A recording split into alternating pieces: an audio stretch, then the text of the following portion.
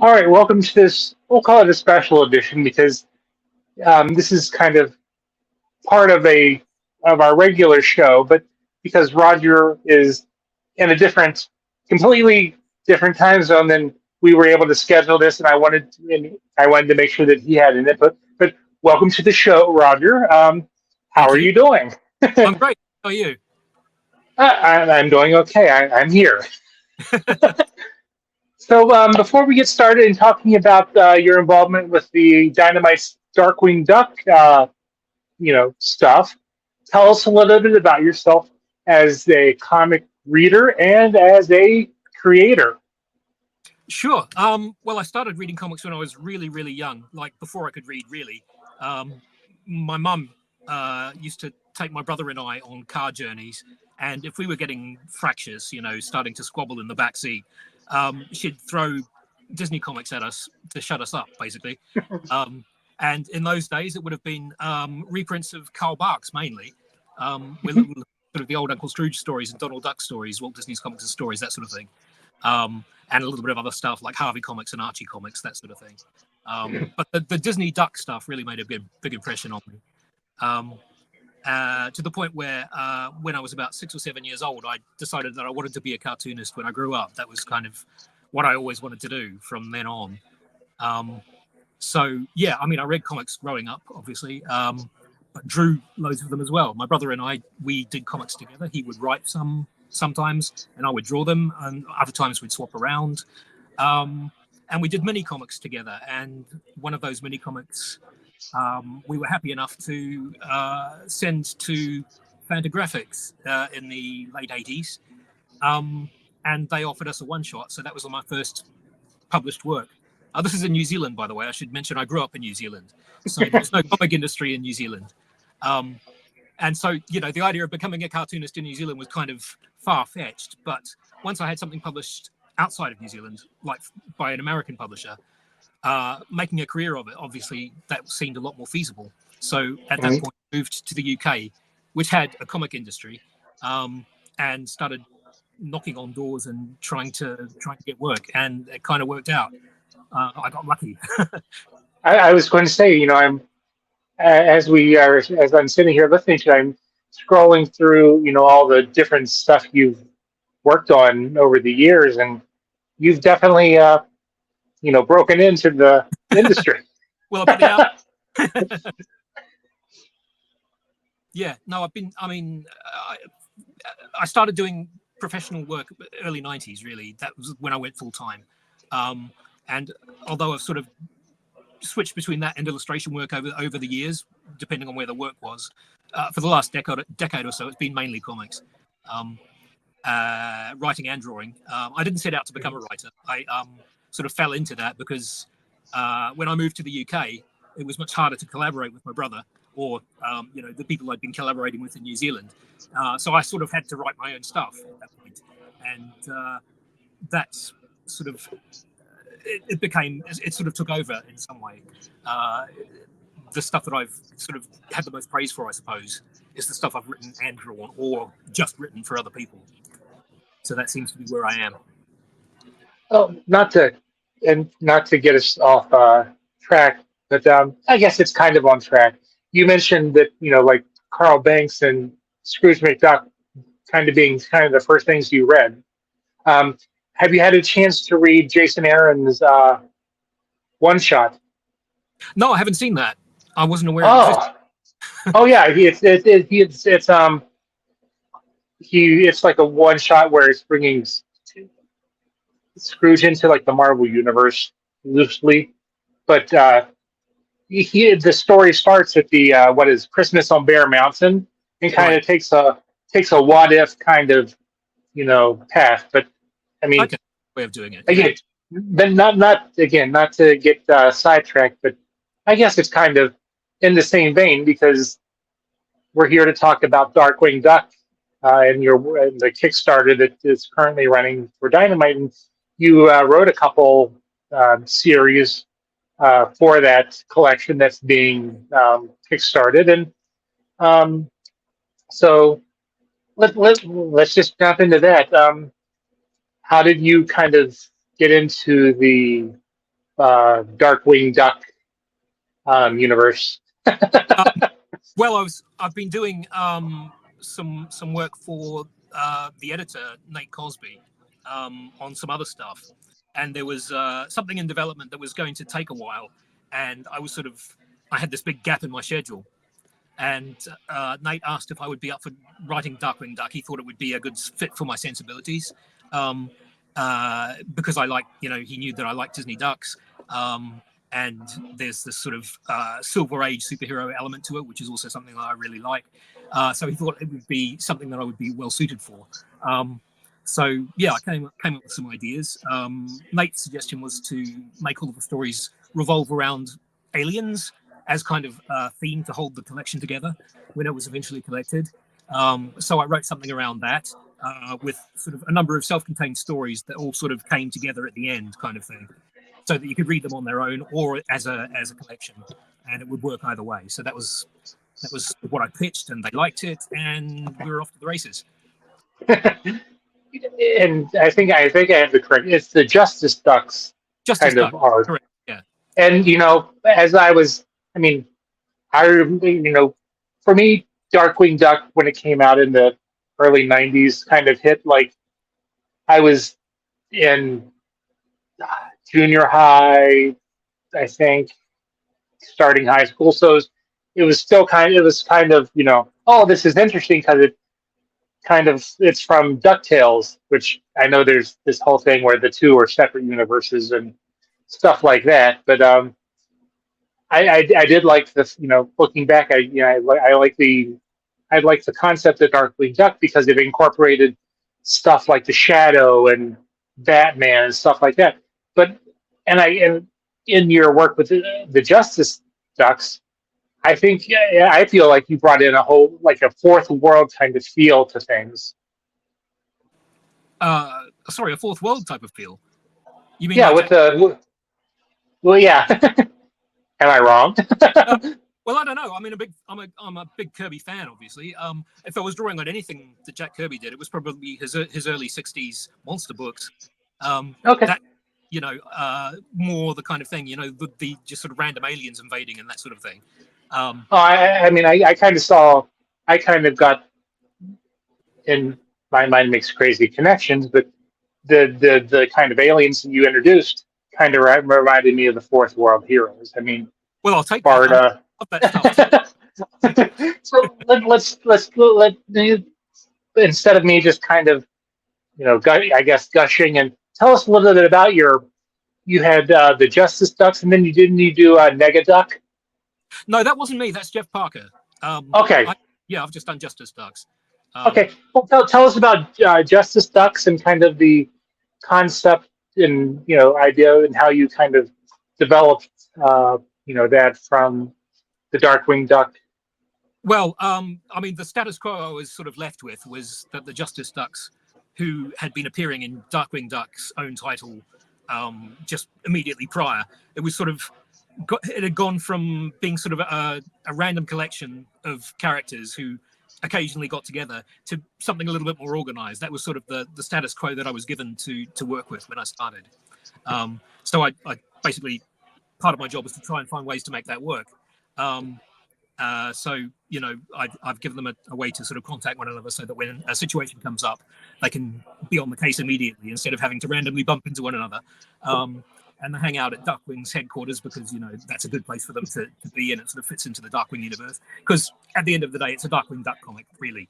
I mean, the Justice Ducks are supporting characters in the Darkwing universe, so it's a Darkwing spin-off essentially, and that's sort of my mindset going into it. Darkwing has to be sort of central to it. Yeah. And his supporting cast, So there's all of those considerations to sort of juggle, and yeah, just making fun stories out of that situation, and trying not to repeat myself, trying to come up with something new that also fit into the alien theme that I was trying to work with, but new twists on that basic idea each time, and a way to connect them towards the end. So yeah, I mean, basically it's a little bit of a box ticking exercise, but you make associations and one thing leads to another, and pretty soon you've got something that sort of works as a story, and then you get into the sort of the meat of the characters and how they react to things, and that sort of brings it to life. So that was sort of my approach. So I mean, Darkwing Duck is obviously kind of the glue that holds the team together. Who are the other characters? And I know like Gizmo Duck and Launchpad, are kind of like the established characters, but again, it might be my gaps in where I, follow it when Darkwing Duck came in with the other characters, the Yeah, well, sorceress the rest and of the characters appeared in the original Darkwing Duck cartoons.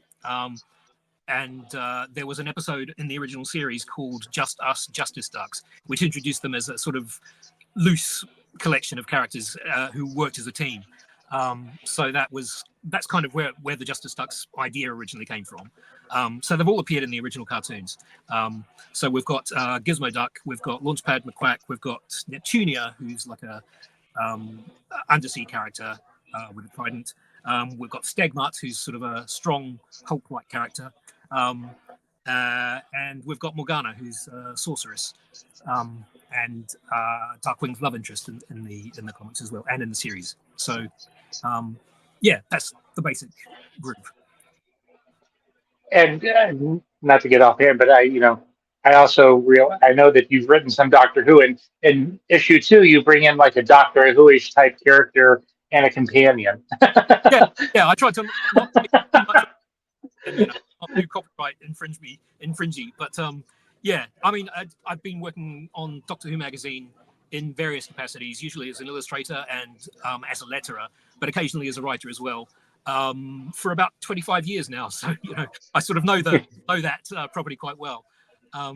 Yeah, so that was a fun thing to do because he's an alien as well, so it was another alien angle that I could play with. So, were there any? I mean, Darkwing Duck is basically a lot of I'll say Batman, a little bit of Batman, but Shadow and stuff. Yeah. Were there any other characters you kind of drew from to kind of help incorporate him into the team dynamic? Well, Donald Duck mainly. He's Yeah. kind of old in the costume, really. He's got that irascible temperament. But he's like Donald in that he embraces these contradictions. He tries to do the right thing, but at the same time, he's quite selfish. And that tension is sort of the engine of the character, really. So he was really fun to write from that point of view, because he's got these contradictions and flaws that make him, it's a bit of grit to the oyster. It makes him an interesting character to write, and it makes him, it gives him conflict with the other characters as well, which means that it's a lot easier to write characters who have conflict with one another than it is if they all get along happily. Yeah. Speaking of the other characters, I mean, other than Darkwing Duck, who's the kind of again the linchpin of the series, of the other kind of team members, was there one that you kind of gravitated toward or kind of wanted to explore more, but didn't get the chance to?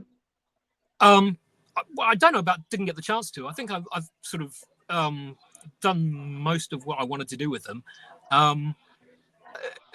One of the challenges was coming up with a role for Neptunia because she's this sea-based character, and there weren't an awful lot of sea scenarios if you're fighting aliens in a sort of urban environment. So I had to find a role for her, and her personality lent itself to being sort of the team leader. So that was hopefully an interesting and true to the character way of using her, but also maybe gave her another angle that you hadn't seen in so much from her before. So, maybe that brought something original to the table. Tell me about the artists who you worked with and kind of how the, back and forth as you guys were working out the stories and plotting, how that kind of, well, it was progressed. Carlo Lauro, who's the artist. He's been working on the Darkwing books for a while, so he sort of knew the characters inside out. I didn't really have to worry about that side of things. He was going to handle it no matter what I threw at him. And it's been, as I say, very painless. I've written the scripts; they've gone to him. He's sent me back some layouts. I've said these are fantastic. He's gone and finished the drawings. That's basically how it works, Yeah, no, he's really good. He's got a really fantastic sense of design and storytelling. It all works, ticks all the boxes. So, how many stories was your Justice Ducks run? Because I see more, but I can only find Well, a so few far of them. there's been 4 issues out so far, and it was Oh, so it's ongoing. It's currently yeah, running. it's still running. Okay, Yeah, yeah. okay, There's one more. There's my one more. bad. Oh, that's all right. It was going to be 4 issues, but they extended it to 5. So yeah, 5 altogether. 4 of them have already come out, and there's one more to go. But Okay, they're all going to be in the collection. so uh, are you, other than your work being contributed to the Kickstarter, are you involved any with like any of the rewards or anything like that, or are No. you just kind of doing the grunt work of writing the stories? Well, yeah. They've sort of asked me to participate in these promotional things, which is, I'm glad to help. But I don't get anything out of that apart from, you know, the knowledge of knowing that my work is going to get out there. Yeah. So kind of, well, as a writer, not even Darkwing Duck, and just everything that you've written over the years. What writers kind of inspire you, or do you kind of look to for how they write and say, I'd like to take that and kind of make it my own. Well, Carl Barks is a big one. He first and primary influence, I guess, as far as writing comics goes. His working method of, coming up with plots, where he would make a list of fun ideas that he wanted to incorporate into a story, and then find ways of joining them up. That's pretty much how I work. Um, uh, I'm a, I sort of cherry pick from all different writers that I like. So, obviously any comics that I read, books that I read, a little bit goes in. I love Terry Pratchett's work. I thought Russell T Davies was a huge influence on me when I was writing for Marvel several years ago. Just his way of approaching those kinds of stories was quite influential. I pick stuff up from everywhere, really.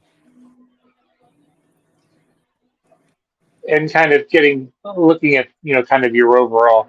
Um, I have a question. Yeah, since you've well, first off, I don't. Since you've written Doctor Who, if you had a choice, first off, who is your favorite Doctor, and second, and it could be different, which Doctor would you want to be the companion of? uh, I mean, um, well, let's see. I mean, Tom Baker's hard to beat, really. Um, Yeah. I think his portrayal it's influenced everybody who came after him pretty much in one way or another.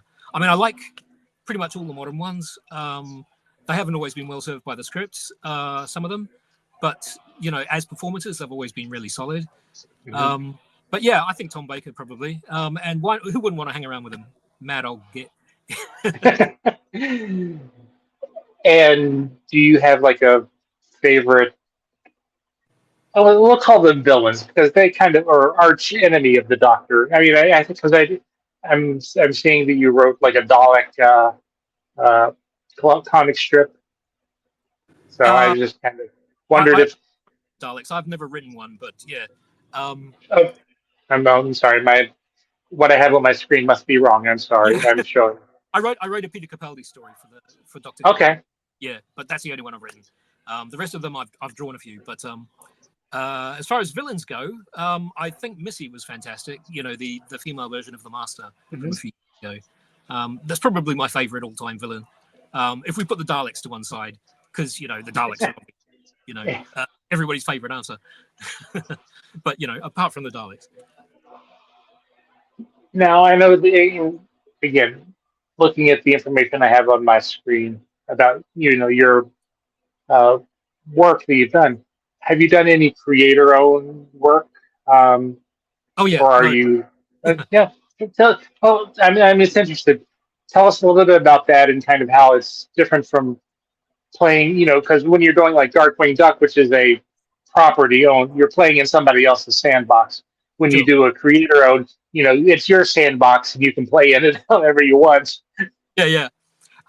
Well, I did a series for Boom Studios about 10 years ago called Snarked, which was kind of an informal sequel to Alice in Wonderland. Alice wasn't in it. It just was the further adventures of the Walrus and the Carpenter. And it was a big adventure that they went on for 12 issues. So that was possibly the highest profile sort of my my own creations. There's also a Fred the Clown title. I self-published a comic called Fred the Clown, which was originally a web strip, and then I self-published it as single issues, and it was collected into a book by Fantagraphics. That's I think the work I'm proudest of.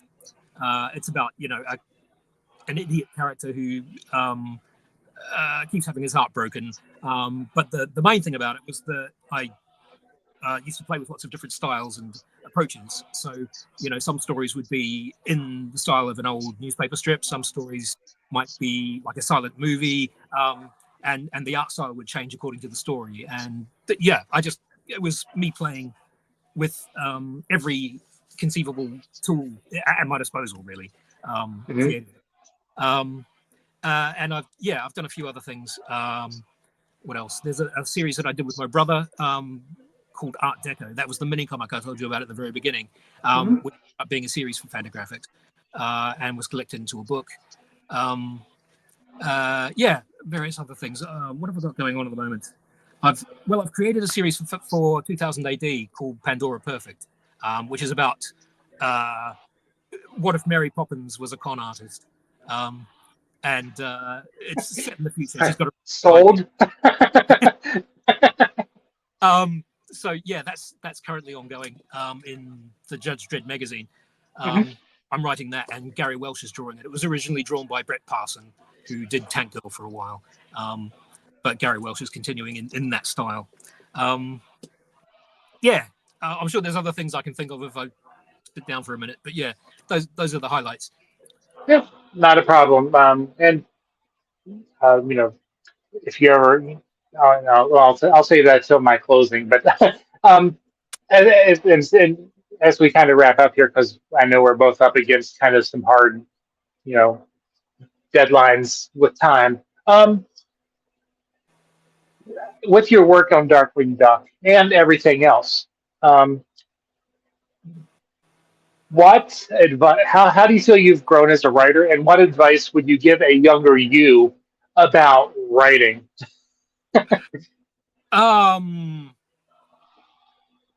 The main advice I think would be understand that it's difficult and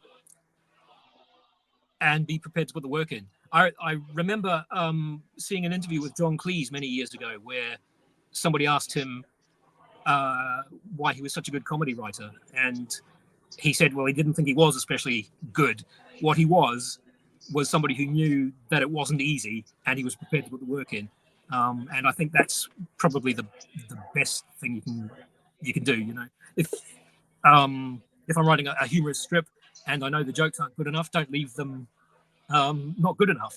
Go back and fix them and make them funnier. Make things work. Fix plot holes. Make sure that everything's ticking along and working as a script, and put the hours in order to do that.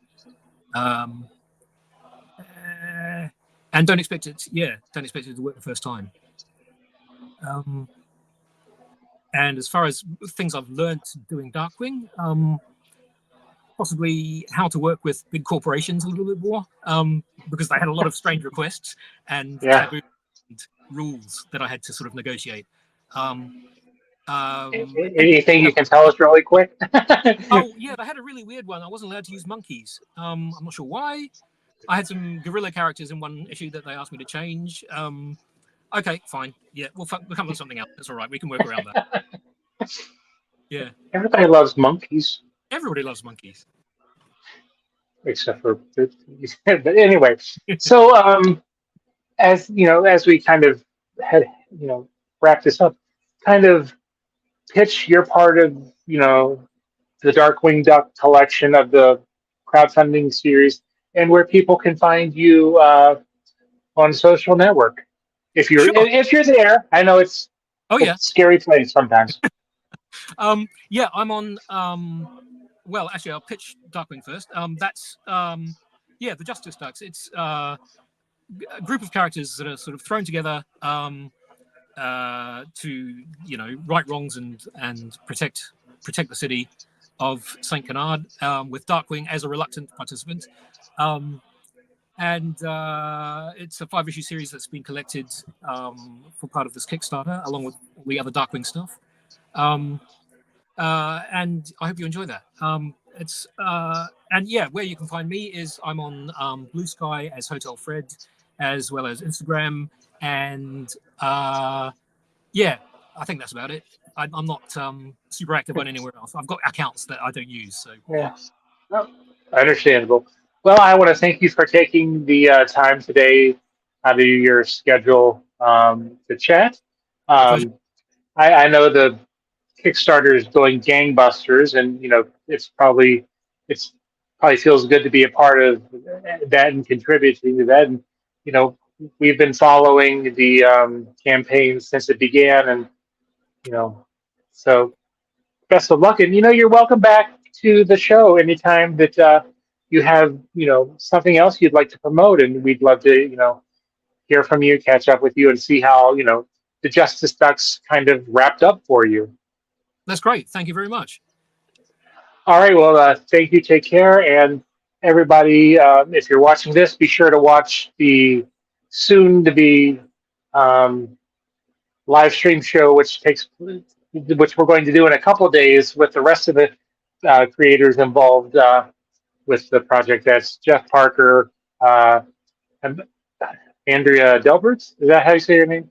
I don't know how you pronounce the last name, Okay. but Okay. Amanda. Okay. And Amanda and Ted, who the creator of Darkwing Duck, I believe. yes, I believe So, so. oh, all right. Well, um, we'll. It was fun talking to you, and we'll get dangerous with them. And it was great talking to you, and have a great rest of your day. Yes, you too. Thank you very much.